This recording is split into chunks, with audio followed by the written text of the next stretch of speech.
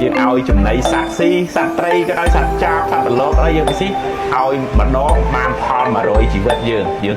បានផលត្រឡប់វិញបើឲ្យមនុស្សប៉ុន្តែមនុស្សអត់សិលទេមនុស្សនឹងបោឡែអីទេប៉ុន្តែយើងអាណិតទៅយើងឲ្យបាយមួយចានហូបបាន1000ជីវិតរបស់យើងទៅមុខទៀតចាអត់ទេណាហើយបើឲ្យចំពោះអ្នកមានសិលមនុស្សនឹងល្អត្រឹមត្រូវបានរក្សាសិល5ចាស់តិចជាងគេមានប្តីមានភូមិធម្មតាប៉ុន្តែមនុស្សនឹងល្អហ្នឹងហើយយើងចែកជូនបាយទឹកឲ្យគាត់ហូបជូនគាត់បាន100,000ជីវិតរបស់យើង100,000អាទិភាពរបស់យើង